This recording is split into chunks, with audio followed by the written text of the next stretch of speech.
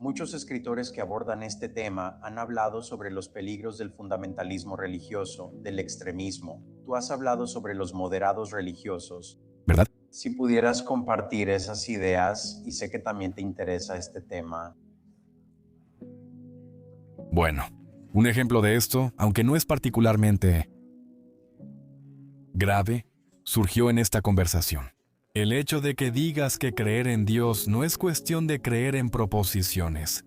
Ese es el tipo de declaración que uno escucha de los moderados religiosos. No sé cómo te describirías a ti mismo, pero no eres. Yo soy un fanático. Tú no eres un fanático. Pero no sobre esto. El problema de decir eso es que, en efecto, estás encubriendo, estás argumentando. Esto es lo que la religión debería ser, esencialmente. Y sin embargo, se convierte en una especie de afirmación descriptiva. Esto es lo que es la religión. Así que podemos deslizarnos hacia una forma de no reconocer cuánta locura y cuánto sufrimiento humano innecesario se está perpetuando. Debido a las proposiciones explícitas de la gente moderna, Es lo único aceptable y realmente no te das cuenta de lo mal que están las cosas. Bueno, 1. Los moderados quieren que la fe misma sea respetada a toda costa. Y quieren que se respete el proyecto básico de criar a los niños como judíos, musulmanes o cristianos.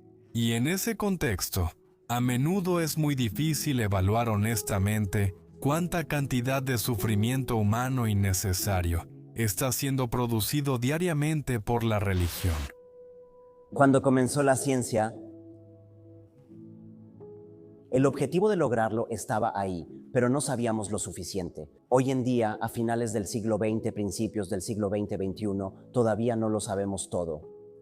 Pero hemos logrado muchísimo en cuanto a comprensión. Ahora entendemos básicamente cómo surgió la vida. Sabemos que todos somos primos de todos los animales y plantas. Sabemos que descendemos de un ancestro común que pudo haber sido algo parecido a una bacteria.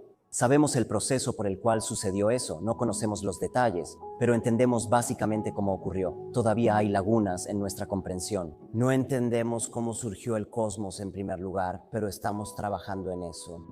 La labor científica es una búsqueda activa de vacíos en nuestro conocimiento, una búsqueda de la ignorancia para que podamos trabajar en llenar esa ignorancia. Pero la religión nos enseña a estar satisfechos sin realmente entender cada una de estas preguntas difíciles que surgen.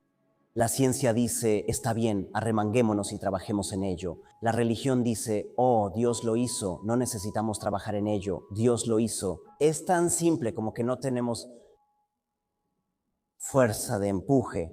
Obligarnos a tratar de entender la religión entorpece el impulso de comprender, porque la religión ofrece una explicación fácil, sencilla y aparente. Aunque, como veremos más adelante en la noche, en realidad no es una explicación y evita que se siga trabajando en el problema.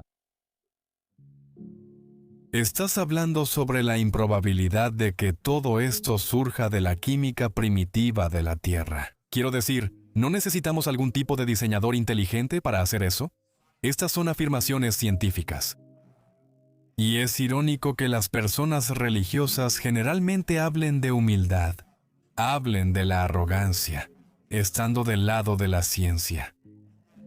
Y luego, a la menor provocación, opinan sobre afirmaciones científicas y hacen afirmaciones sobre la naturaleza del universo que ningún cosmólogo puede hacer, que ningún biólogo puede hacer.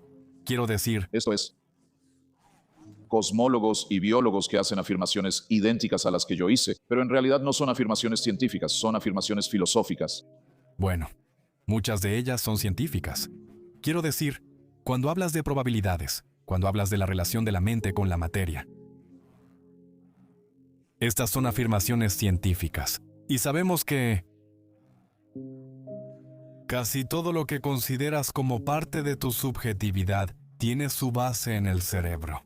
Y sabemos esto, y con una excepción, quiero decir, he escrito sobre esto, que no hemos reducido la conciencia misma a eso. Es una excepción bastante formidable. Es enorme, pero todo lo demás que consideras parte de tu mente, tu capacidad para reconocer rostros, hablar inglés y formar conceptos. Quiero decir, la gente tiene esta idea ingenua. Cuando piensas en ti mismo como un alma que podría sobrevivir a tu muerte, te imaginas a ti mismo bastante intacto. Quiero decir, las historias de entrar al túnel de luz y reconocer a la abuela implican una buena cantidad de mentalidad. Una mentalidad que sabemos puede ser alterada a nivel cerebral, porque vemos estas afecciones neurológicas todo el tiempo. Y la propuesta es que si dañas un poco el cerebro, destruyes el inglés y la capacidad de reconocer rostros, pero si lo dañas por completo, al morir, he aquí que el alma, aún capaz de reconocer a la abuela, se eleva del cerebro y entra en un túnel de luz. Estas son afirmaciones científicas y son profundamente ingenuas. Entonces, ¿puedes nombrarme una acción ética o una declaración ética o una acción moral, una declaración moral hecha o realizada por un creyente, que yo no pudiera realizar o decir, que yo no pudiera declarar o hacer?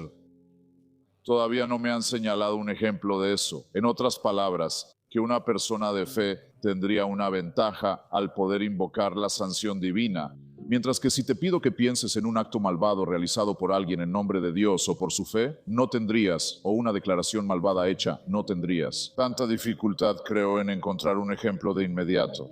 La comunidad que practica la mutilación genital, por ejemplo, es casi exclusivamente religiosa. La comunidad de los atentados suicidas es casi exclusivamente religiosa. Hay mandatos para el genocidio en el Antiguo Testamento, también hay mandatos y justificaciones para la esclavitud y el racismo en el Antiguo Testamento. Simplemente no hay manera de derivar la moralidad y la ética de lo sobrenatural.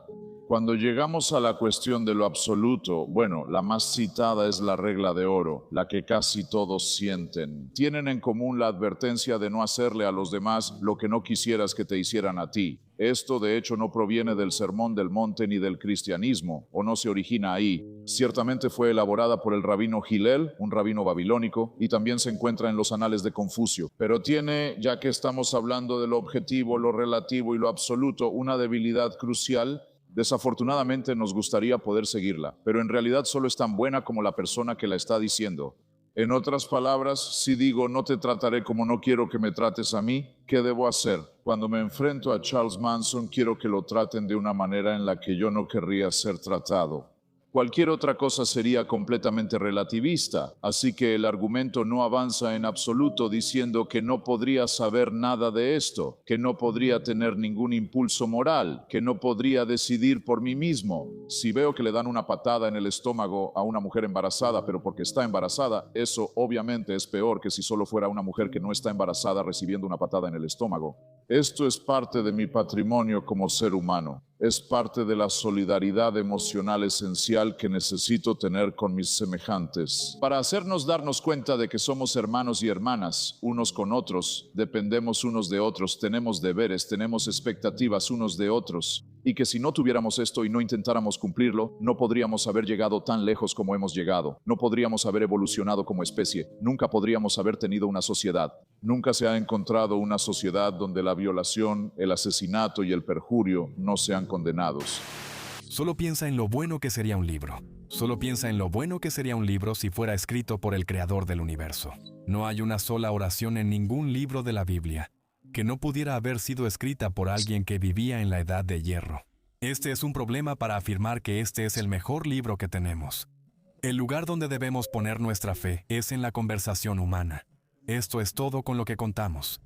Y la elección es tener una conversación verdaderamente moderna del siglo XXI, aprovechando todas las herramientas y toda la riqueza del esfuerzo humano. Ese es nuestro legado. O podemos obsesionarnos con nuestra conversación. En un siglo anterior, puede ser el siglo VII si eres musulmán, puede ser el siglo V antes de Cristo si eres judío. Y podemos privilegiar una conversación que se tuvo en ese entonces, entre personas que apenas podían ver la sabiduría de intercambiar a su hijo por una cabra en un sacrificio. Y dignificar sus afirmaciones de entender la realidad con algún tipo de presciencia especial. Y creo que deberíamos ser muy cautelosos al hacer eso, dado lo que vemos a nuestro alrededor en nombre de la religión. Gracias.